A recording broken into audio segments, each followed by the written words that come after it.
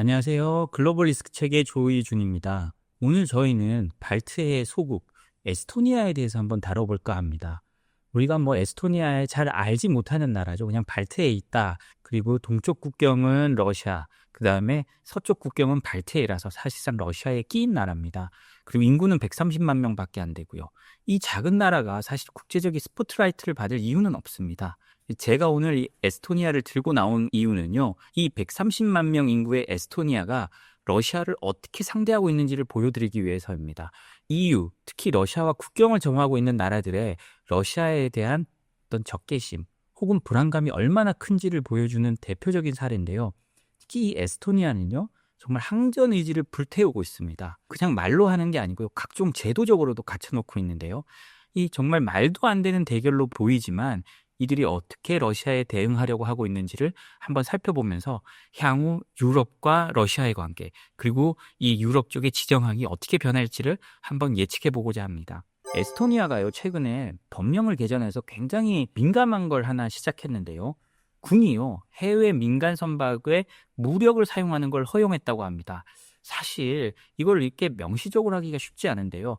에스토니아가 군의 해외 민간 선박의 무력 사용을 허용했다. 이 무력을 쓸 만한 나라는 러시아밖에 없는 겁니다. 당연히 러시아를 향해서 민간 선박을 향해서도 경고에 들어간 건데요.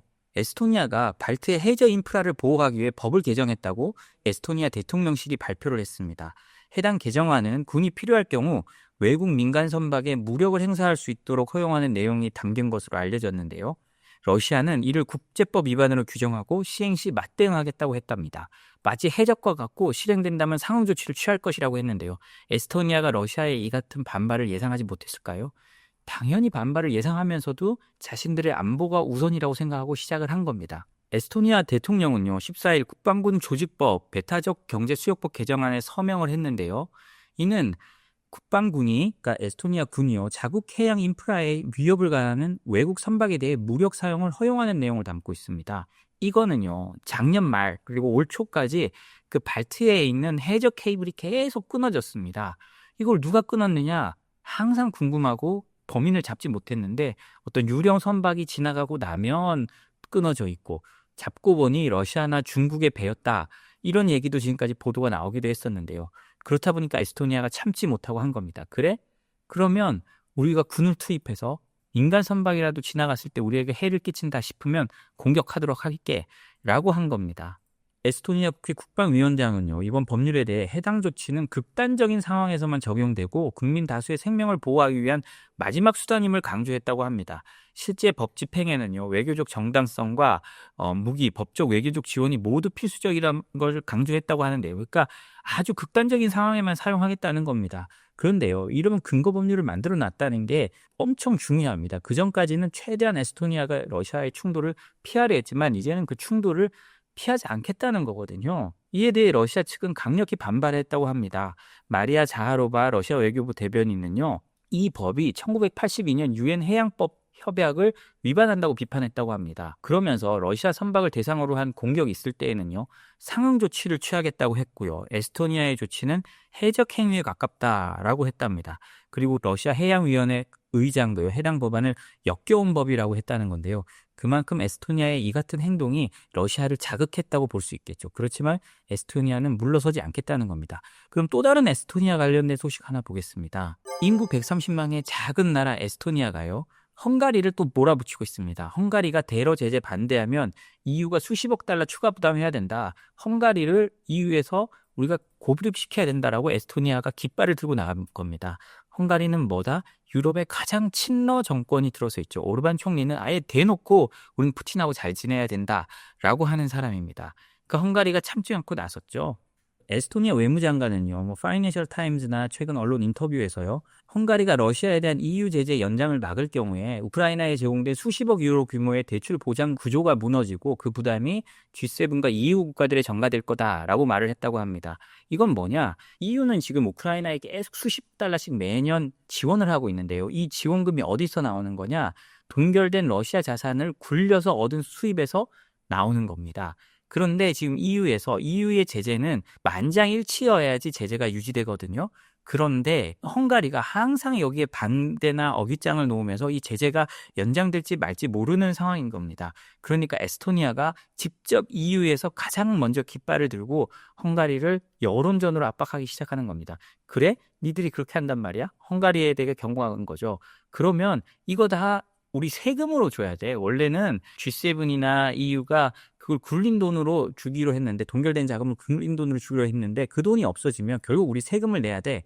그러니까 이렇게 만든 헝가리는 나쁜 놈이야 라고 에스토니아 외무장관이 말을 하고 있는 겁니다. 그러면서요, 에스토니아 외무장관은 아주 심플한 해법을 내밉니다. 이런 G7이나 EU 국가들이 이제 자산을 동결하는 수준을 넘어서 러시아 국외 자산은 전면 몰수해야 되는 것이 가장 명확한 해법이라고 합니다. 그러면 EU에서 세금도 들지 않고 러시아에 직접 타격을 줄 수 있다는 거거든요. 근데 EU는 여기에 대해서는 상당히 망설이고 있습니다. 이걸 완전히 몰수해버릴 경우 다시는 유럽이나 중국이나 다른 나라의 자본이 EU에 들어오지 않을 가능성이 있거든요. 왜냐하면 언제든 몰수될 수 있다는 이런 선례가 만들어지면 그럴 거 아닙니까? 아, 이거 언제든 몰수될 수 있는데 우리가 왜 여기 EU의 자산을 사야 되지? 할 수 있잖아요. 이건 뭐 미국도 요즘은 마찬가지 고민을 안고 있습니다만, 그래서 중국 같은 나라는 3조 달러가 넘는 거대한 외환 보유고를 어디에 두고 있을지를 가지고 지금 굉장히 고민하고 있고요. 그래서 금이나 비트코인이나 이런 얘기가 계속 나오고 있는 겁니다. 에스토니아에서는요, 법원도 상당히 이 엄격하게 지금 테러 제재 위반을 처벌하고 있습니다. 에스토니아 법원이요, 최근에 러시아 제재 대상자를 도운 65세 여성에게 징역 16개월을 선고했다고 합니다. 한 것도 아니고 도운 할머니한테 징역 16개월을 선고한 겁니다. 65세 여성 타티아나 소콜로바는요, 러시아의 제외 러시아 동포 권리보호 지원 재단이라는 건 러시아의 어떤 선전 재단이 있는가 봅니다. 이 재단으로부터 자금을 받아 러시아의 선전 활동을 해 반역죄로 재판을 받고 있는 안드레이 안드로노프라는 사람의 법률 비용을 지원해 줬대요. 이 소콜로바라는 사람이요. 그래서 소콜로바는 이 러시아 재단에서 보낸 돈을 안드로노프가 제재를 받고 있으니까 직접 전달을 못하니까 이 사람이 대신 받아서 이걸 여러 군데서 받아서 자금 세탁을 한 다음에 이거를 법률 비용으로 전달해 줬다는 거거든요. 그러니까 검찰은 이 소콜로바가 제재 대상인 걸 알고도 도와줬고 그것도 자발적으로 범죄에 가담했다라고 생각을 해서요, 이제 기소를 했고 법원은 징역 16개월을 때린 겁니다. 뭐 사실 이렇게 제재를 도와주는 사례들이 있긴 한데요, 징역형까지 나오는 경우는 많지 않습니다. 기업들 같은 경우에 거액의 벌금이 나오긴 하는데 도와줬다는 이유로 개인에게 징역형을 때리는 경우는 사실 많지 않거든요. 이 제재 회피를 막는 목적은 다음에 하지 않게 만드는 거고, 대부분 돈 세탁이나 어떤 경제적인 것과 연관이 되어 있기 때문에 벌금으로 해결하지 징역을 때리지 않는데, 에스토니아에서는 징역을 때리면서 절대 러시아를 도와주지 말라라는 메시지를 보내고 있는 겁니다. EU에서도요, 러시아에 대한 압박을 계속 강화하려고 합니다. EU는요, EU 자체에서 러시아 LNG 신규 구매 계약을 금지하는 것을 법제화하는 걸 검토하고 있답니다. 러시아로부터 벗어나야 된다는 거거든요. 과거 싼 러시아의 에너지에 취해서 살았더니 그게 오히려 우크라이나 침공으로 넘어왔고, 우리가 러시아에 의존하는 게 득보다 실이 더 많다. 우리의 적에게 더 이상 우리 돈을 넘겨줘서는 안 된다라는 의지의 표현이겠죠. 유럽연합 집행위원회는요, 러시아산 화석연료 신규 계약을 금지하고 기존 계약도 위약금 없이 해지할 수 있도록 법제화하는 방향을 검토 중이라고 합니다. EU의 한 고위 관계자는요, 이 로드맵은요, 러시아와 에너지 의존을 완전히 끊는 것을 목표로 하는데 해당 로드맵은 5월 초, 그러니까 5월 6일쯤에 공개될 예정이라고 합니다. 그리고 기존 러시아의 가스 공급 계약에 대해서는 기업들이 위약금 없이 해지할 수 있도록 하는 법적 옵션도 모색 중에 있고요. 또 헝가리 등 일부 회원국이 러시아산 가스에 대한 제재를 반대하면서 회원국 전원의 찬성이 필요한 EU 차원의 공식 제재가 아닌 입법 조치를 통해서 에너지 의존도를 줄이려고 하고 있답니다. 제재를 하려면 그 전원 일치가 필요한데 헝가리는 아마도 찬성하지 않을 것 같으니까 여러 입법 조치를 통해서 낮추는 방안을 추진하고 있다는 건데요.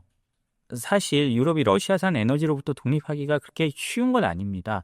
실제로 러시아 에너지가 지금 급감하고 유럽들이 에너지원을 사실상 미국에 너무 의존하게 되면서요, 오히려 유럽 내에서 최근에는요, 이건 우리에게 좋지 않다. 그러니까 이 전쟁이 끝나면 러시아산 에너지를 받되 과거처럼 많이 받지는 말고 10%, 20%, 30%요 한도를 정해놓고 우리가 그 안에서 에너지 안정을 추구할 수 있는 만큼만 받자라는 주장도 나오고 있다고 합니다. 그러니까 이 에너지 문제가 상당히 어려운 거거든요.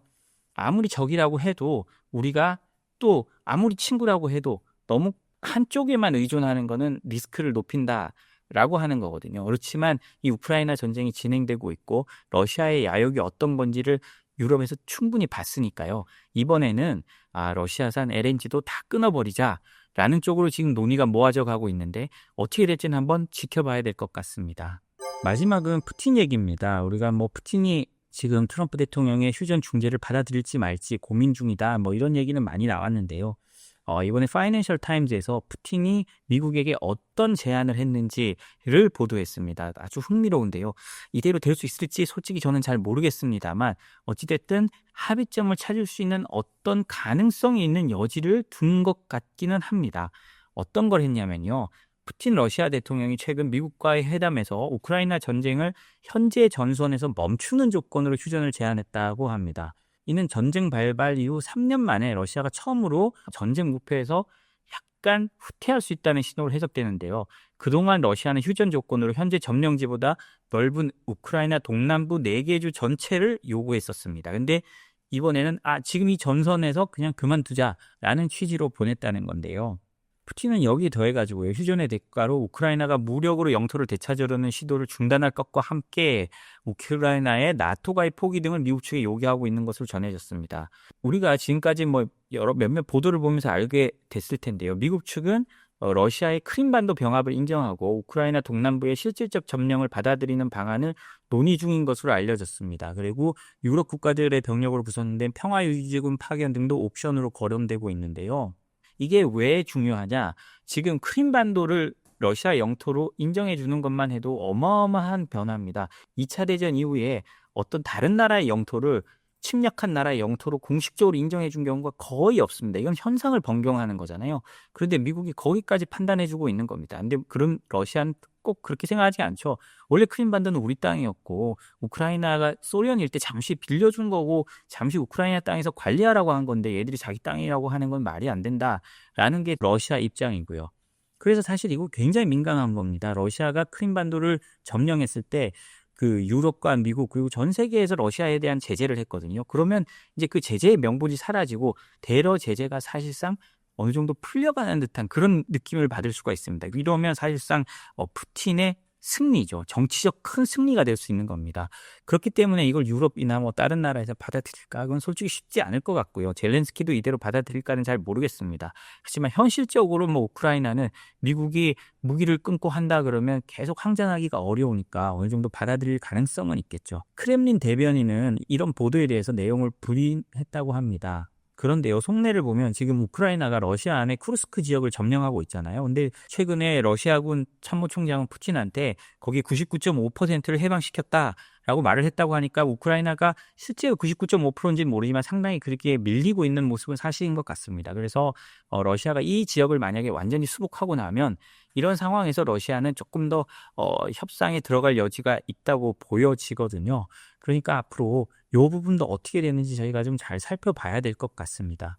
그리고 이런 걸 다 종합한 다음에 예를 들자면 5월 9일이 러시아의 전승절이잖아요. 이 전승절은 러시아가 독일 나치가 항복한 날을 기념해가지고 러시아가 전승절을 만들었는데요. 러시아가 2차 대전 말기에 무려 2,700만 명이 죽는 정말 어마어마한 독소 전쟁을 거치면서 러시아에게는 그 전승절이 굉장히 중요한 날이거든요. 그때 이제 쿠르스크 지역을 완전 함락을 선언하고 그리고 그 이후에 러시아 자신들의 승리를 선언하면서 어떤 협상이 이루어질 가능성도 배제할 수는 없을 것 같습니다.